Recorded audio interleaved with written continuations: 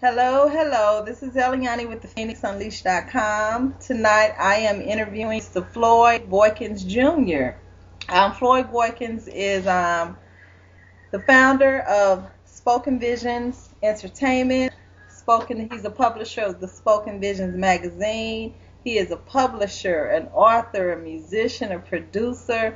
I was just telling him he is a Renaissance man. I call him the Renaissance man because he has so many things going on. So, Floyd, I just want to say thanks for coming, and how are you this evening? I'm doing great. Thanks for asking me to come aboard and check this out. I thank you for being here. I'm just kind of getting started with the PhoenixUnleashed.com. I'll just tell my listeners what that is. It's a website or a blog.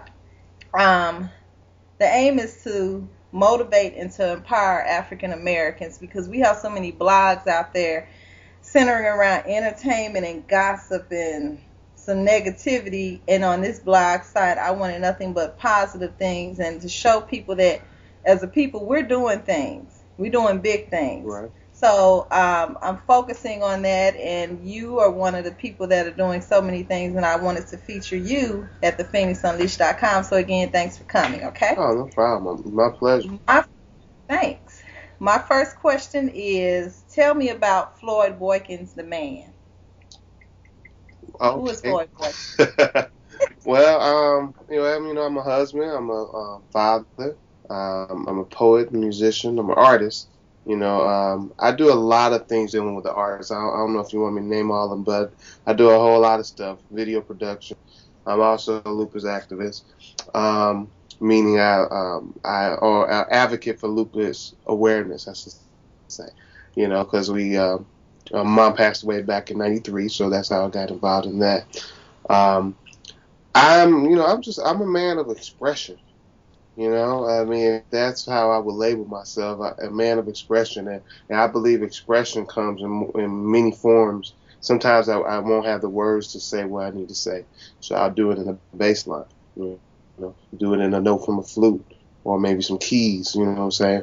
Or I might draw something. I draw a little bit. I'm not. Oh, you draw too? Okay. Yeah, Oh, he's an artist also. just a little bit, more cartoonist type of stuff. But, it's been a while. But I mean, just different ways of expressing myself. And now lately, with video production. So, a man of expression, that's what I would call myself. Okay. I met you years ago, back in maybe the mid '90s. Long time ago. Somewhere around there on the poetry scene. I was doing my little poetry thing, and we'd see a lot of the same people. Mhm. And my question is, were you always interested in poetry? Um, I was always interested in writing. I really didn't know what poetry was. I mean, when I was 9, I was writing poetry, but it was like roses are red, violets are blue, that kind of stuff. Uh, And I really didn't know, but I was writing songs back then, though, when I was younger. So Songs of poetry. yeah, it was a lot of songs, though. Hmm. Some of them I don't know, but I mean, I was into songwriting. Had a group with my boy Tyrone Johnson and Kenny Winfrey back in the day. We had a little singing group, and I was doing piano stuff at the time. So I was just getting more into writing. I really didn't embrace poetry until 1997. Prior to 1997, I was doing hip hop, I was doing rap, and but it was more of the conscious type of stuff. So though some people heard me and still labeled me a poet, and I was like, I'm a lyricist, I'm not. But I mean, I embraced it in '97. Okay. I'd like to talk about the Spoken Visions, the birth of it and the growth, and because it started off, am I correct to say it started off as Spoken Visions Entertainment before you went into a magazine, Well, or? the company is Spoken Vision Entertainment Group LLC. Okay. With under that umbrella of the company, you have Spoken Vision Publishing, you have Spoken Vision Music, and you have Spoken Vision Okay. Film. The Okay. magazine, of course, comes under the publishing side, along with greeting cards that I have, Poeted by Design. Um, the calendar that we recently had, we recently put out Sisters of Visions. That's That's our nice. very first calendar, and hopefully we'll keep it going. Um, but yeah, so yeah, Spoken Vision Entertainment. That's the name of my company. How did that come about? How did you, decide that that was something that you wanted to do? Well, I mean, in high school, I went to Roosevelt High School here in St. Louis, and I was part of this publishing class called Cobblestones, and we published a magazine in that class. And I kind of knew I wanted to do a magazine. I never really knew what I wanted the magazine to be about. I just knew I wanted to be the editor, So went to college, got involved with college magazine. Still didn't know what I wanted to do. I was still doing hip hop at the time. And once I got into poetry in '97, and I started kind of seeing that was going pretty well for me, I was like, man, maybe I should do a poetry magazine. I wonder if there's any poetry magazines out there, any spoken word poetry magazines. Which the only one I found was really The Poet and the Writer, which is still out today. But that's more of a resourceful type of publication, writing seminars, stuff like that. So I was like, I'm going to start this magazine here and see where we go. So I took my $50 that I had and my jacked up skills in publishing and design work for a magazine at the time. I mean, I put out the magazine. I had a prototype, It couldn't have been too jacked up. It wasn't that great. But for what it was then, it was okay. It was 14 pages long. It wasn't trimmed, Well, you come a long way. I've come a long way with the magazine and with SpokenVizions altogether. So it's a blessing. You gotta start somewhere, and the thing is just starting. Some people don't even take that first step. You took it. You was like, I'm gonna take what I got. I'm gonna work with what I got, and that's kind of what I'm going through right now. And it just grows and blows up. So I commend you on that one. I mean, they say you are successful the moment you move forward towards your dream. True. That is so true. When you were doing this and on the course of everything that you do you ever have any doubt? Yeah. I mean, I still have doubts today. Shoot, running any business is really hard. On a profitable side of it, in terms of monetary wise, I worry sometimes.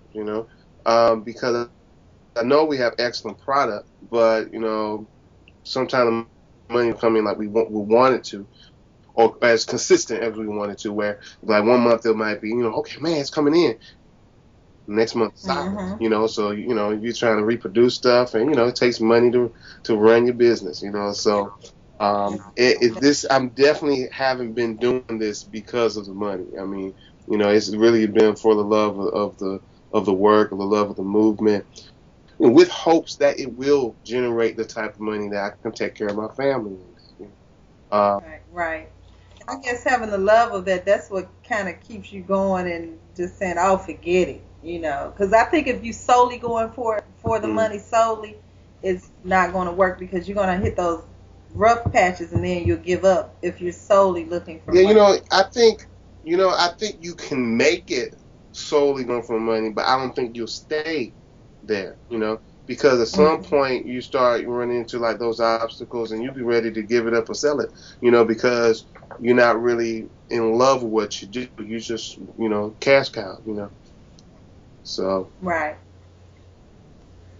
Okay, and since we're talking about this, with having doubts, have you had any naysayers or people, that was like, oh man, I don't know why he's doing that, or you need to just squash that, have you dealt with any nays? And if so, how have you dealt with them? Yeah.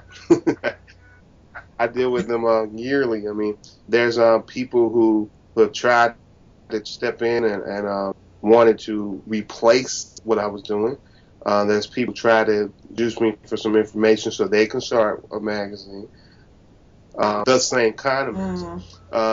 There's when I first started, one of my boys who helped me, he suggested I shouldn't put it out, if I didn't have X amount of copies, which we didn't have the money to do that. And I was like, I'm putting it out anyway, because one of the last poets told me once, back in '90, told me that never let technology stop you from doing what you need to do. So that stays in my head. So I was like, okay, yeah, we only got $50. Yeah, I got 25 copies of this magazine. I'm getting ready to put it out there, Did it. But yeah, you're gonna always have people, especially when you're doing well or doing, good with it. That's when people are gonna hate on what you're doing, just try to discourage you, throw monkey wrenches your way. It's gonna happen. Okay. An author. You're an author. You've written books, poetry books. Well, I Tell me have more about that. 3 poetry books. My first one was Poetic Bliss with Lyrical Rhythms. That came out in 2000, October of 2000. And I never intended on ever putting out any books, ever. That wasn't something that I ever had in my head. But while I was performing, I would have people coming up saying, "Hey, do you have a book? Do you have a book? Hey, I would like to read some of your work." So I was like, "Hey, maybe I need a book." So I started working on that. So I put that out. Then I put Bare Essence out, which is my second book that came out, which is actually my favorite book. That came out in 2002. When did that come out? I don't remember when it came out, but it came out a couple of years after Poetic Bliss came out. And then I put out another book, my third book, which was called Wings to Dance with Her Spirit, which was a book of love poems. So those were the 3 books that poetry books I put out. I'm currently working on 2 books actually right now that's not poetry. So that's a little different for me. One is a self-help. Well, actually, both of them are self-help books. One dealing with relationships and one dealing with creating a better self. Okay. So they're both self-help. Okay. I like writing. I see. Okay. Also, another thing. Again, you a Renaissance man. You do it all. Your Thank you. music. Your music is so dope. When I went to website, I was like, oh man, this is dope. Did I say dope? Yeah, I said dope. It's dope. It's I like it. Uh, what is the inspiration behind your music? It's just the instrumentation, the lyrics, the everything is just so, I just really like it. I mean, I'm trying to find the words to describe it. I'm not doing well at it. But what's the inspiration behind your music? And tell me more about that and more Well, about my your music. First CDs. of all, I appreciate all the lovely words you said about my music. I truly put my heart and soul into those records. I'm not putting music out just to be putting it out. I really want to give you a poetic musical experience when you get one of my albums. I want you to put it in one time just because you support it. I want to support this brother, so I'm gonna buy a CD. You listen to it one time and then throw it on the rug or something. I want that. I want it in rotation. I want you to listen to it on a regular. I want you singing hooks. So that's why I do the music the way I do it. Part of my inspiration, a major part of my musical inspiration, comes from Misha and Miguel Cello. That's like my favorite.